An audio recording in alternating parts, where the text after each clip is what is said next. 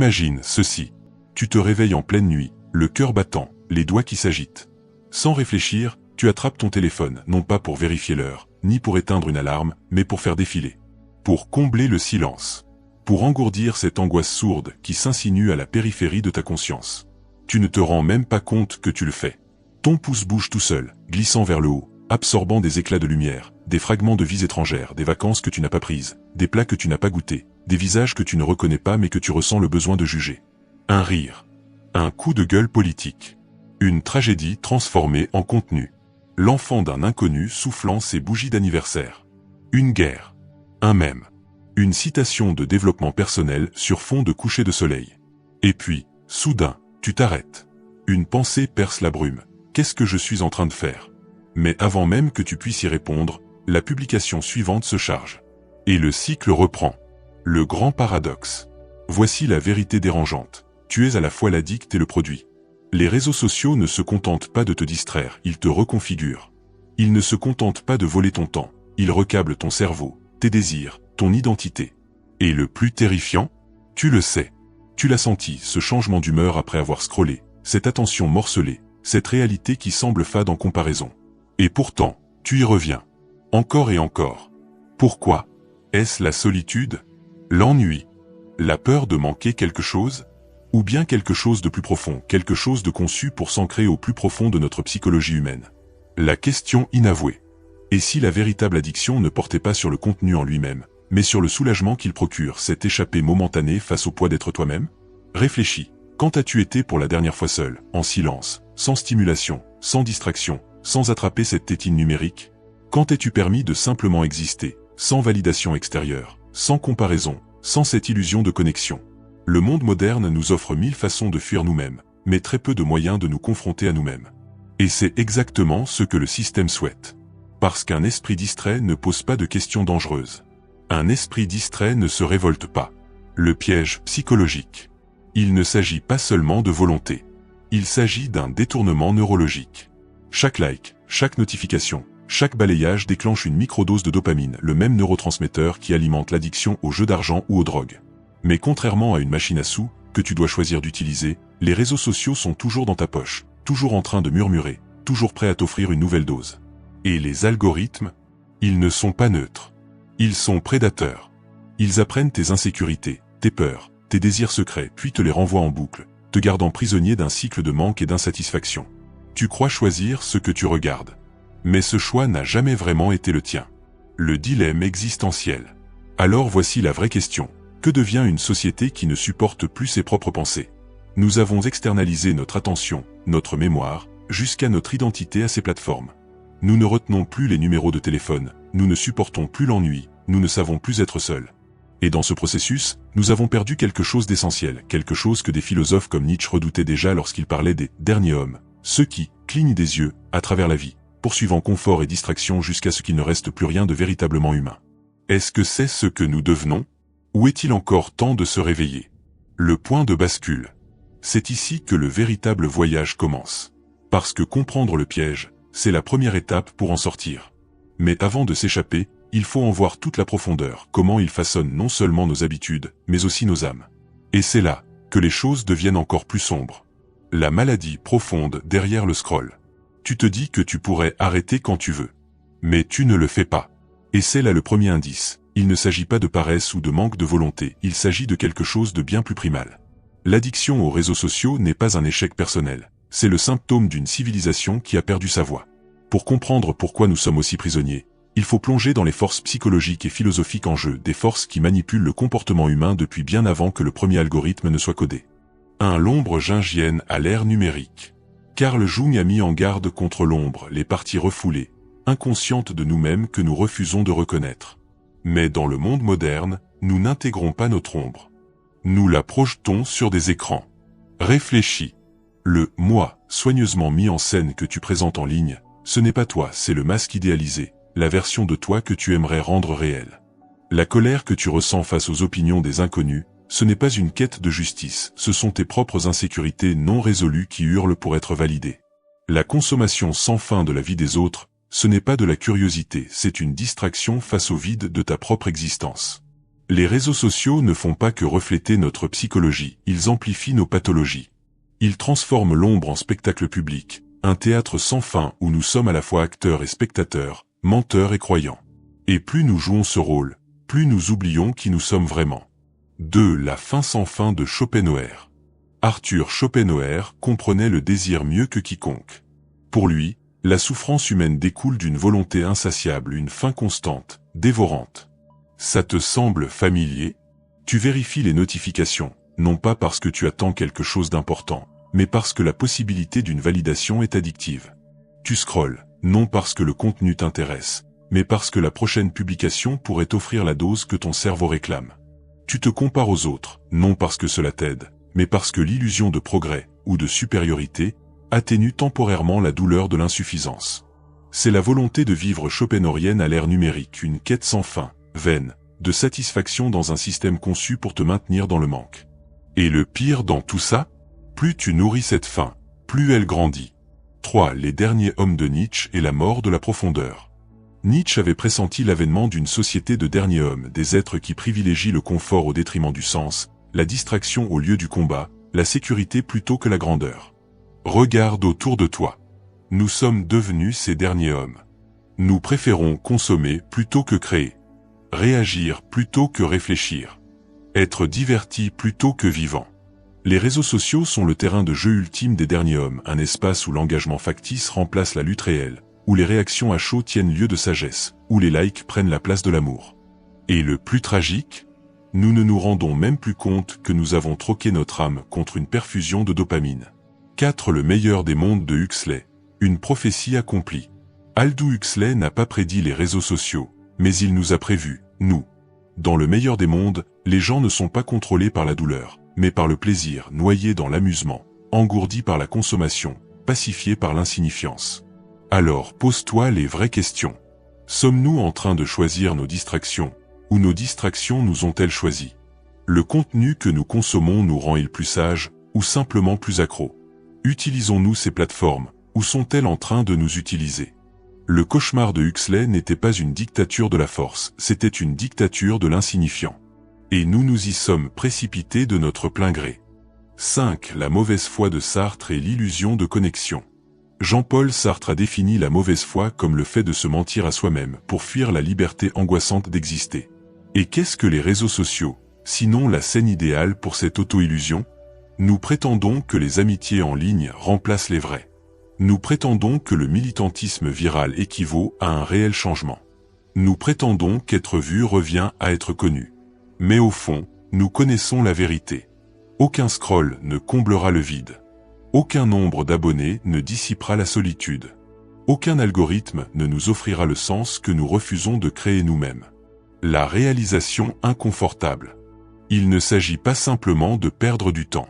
Il s'agit de l'érosion lente de ce que signifie être humain. Nous avons externalisé notre attention, notre mémoire, nos relations et même notre vie intérieure à des machines qui prospèrent sur notre fragmentation. Et plus nous ignorons cela, plus il sera difficile d'en sortir. Mais il faut s'en sortir. Car la prochaine étape de ce voyage ne consiste pas seulement à comprendre le piège, il s'agit de faire face aux conséquences du fait d'y rester. Et ces conséquences sont plus sombres qu'on ne le pense. Le rebranchement silencieux de ton esprit. Tu ouvres ton téléphone. Tu regardes l'heure. Juste un petit coup d'œil. Mais tu ne regardes pas juste l'heure, pas vrai? Une notification attire ton attention. Puis une autre. Et soudain, 10 minutes ont disparu. Ton fil de pensée s'effondre. Le travail que tu faisais? Oublié. Ce n'est pas simplement de la distraction, c'est un sabotage neurologique. Des études montrent que l'usage intensif des réseaux sociaux modifie physiquement la structure de ton cerveau, réduisant la matière grise dans les zones responsables de la concentration, de la régulation émotionnelle et de la prise de décision. Ton attention n'est pas seulement fragmentée, elle est systématiquement détruite. Et le pire? Tu t'entraînes à désirer cet état de demi-conscience. L'illusion de la connexion, la réalité de la solitude. Tu as des centaines, peut-être des milliers d'amis en ligne. Alors pourquoi te sens-tu si seul? La réponse tient dans un paradoxe cruel. Les réseaux sociaux remplacent la profondeur par la quantité. Une vraie connexion exige de la vulnérabilité, de la présence, du silence partagé. La connexion numérique, elle, est une performance, une sélection, une bande-annonce de moments retouchés. Les recherches sont claires. Plus les gens passent de temps sur les réseaux sociaux, moins ils sont satisfaits de leurs relations dans la vraie vie. Tu défiles devant des visages sans fin, mais un contact visuel réel devient gênant. Tu échanges likes et commentaires, mais une vraie conversation te vide. Ce n'est pas de la sociabilité. C'est de la solitude déguisée en communauté. La mort de la pensée profonde. Quand as-tu pris le temps de rester avec une seule idée pendant 1 heure? Pas en survolant. Pas en faisant plusieurs choses à la fois. Juste penser. Nos ancêtres n'avaient pas le choix.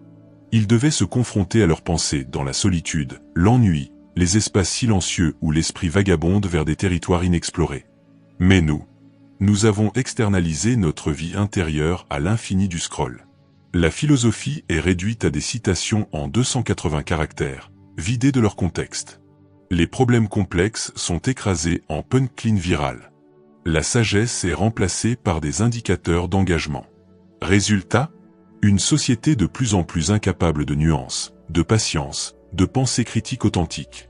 Nous élevons une génération qui ne peut pas lire un livre, mais peut consommer 6 heures de vidéos découpées sans cligner des yeux. Le nihilisme numérique, quand plus rien ne semble réel. Scroll, swipe, refresh. Tu regardes des tragédies en direct, coincé entre des mèmes et des tutoriels de maquillage. Et tu ne ressens rien. C'est une dissociation à grande échelle. Quand le monde numérique devient ta réalité principale, la réalité réelle commence à sembler lointaine, insignifiante, irréelle. Les guerres deviennent du bruit de fond. La souffrance devient du contenu. Ta propre vie commence à ressembler à une version mal montée de celle des autres. Le terme psychologique est l'émoussement émotionnel et ce n'est pas juste un phénomène individuel. C'est une maladie culturelle. Nous perdons notre capacité à ressentir. La crise cognitive qui s'annonce. Imagine un futur où plus personne n'arrive à se concentrer assez longtemps pour comprendre une idée complexe. Les relations n'existent que comme des transactions numériques. La mémoire est entièrement déléguée au cloud. La notion même de vérité est dictée par les algorithmes d'engagement.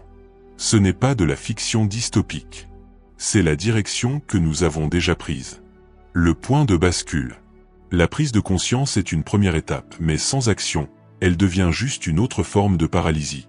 La vraie question n'est pas « vois-tu le problème ?» La vraie question est « qu'est-ce que tu comptes faire maintenant ?» Le mensonge qu'on t'a vendu. On t'a dit que ce n'était qu'un outil. Un moyen de rester connecté. D'être informé. De t'exprimer. Mais les outils ne laissent pas leurs utilisateurs vides. Les outils ne reprogrammant pas l'esprit de ceux qui les manient. Les outils ne tirent pas profit de l'addiction. Le premier pas vers la libération, ce n'est ni la discipline ni la volonté, c'est réaliser que tu as été colonisé. Ton attention ne t'appartient plus. Elle a été vendue au plus offrant, une micro-interaction à la fois. Mais, et si tu pouvais la reprendre? Le premier pas radical, que la plupart refuseront. Supprime les applis. Pas juste de ton écran d'accueil. Pas avec la promesse de les utiliser moins. Supprime-les. Tu as sursauté. Ton esprit s'est emballé avec des excuses. Mais, mes amis, mon business, l'actualité, ce groupe important, cette panique, c'est l'addiction qui parle. Voici une vérité que peu osent regarder en face. Si tes relations, ta carrière ou ton sentiment de connexion ne peuvent survivre sans les réseaux sociaux, alors ils n'étaient pas réels au départ. Il ne s'agit pas de quitter la technologie, mais de quitter l'exploitation de tes vulnérabilités humaines. Pourquoi les détox digitales échouent et ce qui fonctionne réellement? Les retraites de week-end où des influenceurs postent « je me déconnecte » sont une blague. Les pauses temporaires échouent parce qu'elles traitent les symptômes, pas la maladie. La vraie solution est bien plus profonde. Tu dois devenir quelqu'un qui n'a plus besoin de fuir la réalité. Cela implique réapprendre l'ennui, t'asseoir dans l'inconfort jusqu'à ce que ton attention, atrophiée, se régénère.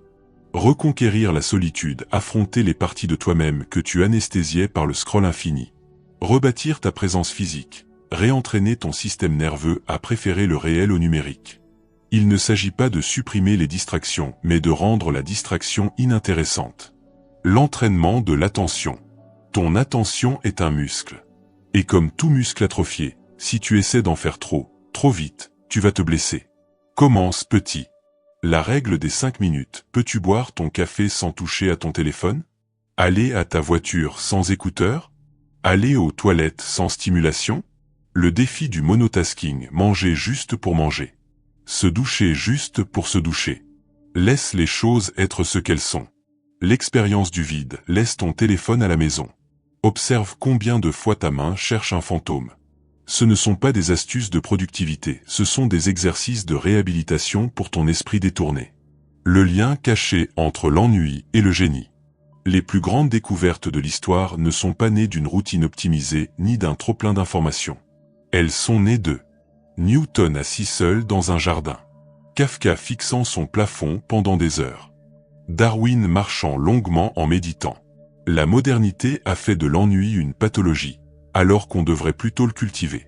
Car dans ces moments de vide, ces instants non stimulés, ton cerveau fait son travail le plus important. Consolider les souvenirs. Établir des connexions inattendues. Affronter des vérités inconfortables. La prochaine fois que tu ressens l'envie de scroller, pose-toi cette question. Quelle pensée importante suis-je en train d'éviter? Le manifeste du minimaliste numérique. La technologie doit te servir, pas l'inverse. Si une application te fait plus de mal que de bien, elle a échoué au test. Par défaut, choisis le physique, rencontre les gens en vrai. Lis sur papier. Écris à la main. Le numérique est un dernier recours, pas un point de départ. Protège ton attention comme ta vie en dépend parce que spirituellement, intellectuellement, émotionnellement, c'est le cas. Il ne s'agit pas de vivre dans le passé. Il s'agit de refuser d'abandonner ton avenir à des algorithmes conçus pour t'exploiter. Le choix qui t'attend. Tu es à la croisée des chemins. Continuer sur la voie de l'attention fragmentée, des désirs fabriqués et de la servitude numérique. Ou emprunter la voie plus difficile, celle qui te ramène à toi-même. La rébellion ne t'oblige pas à abandonner la modernité. Elle exige seulement que tu refuses que la modernité abandonne ton humanité.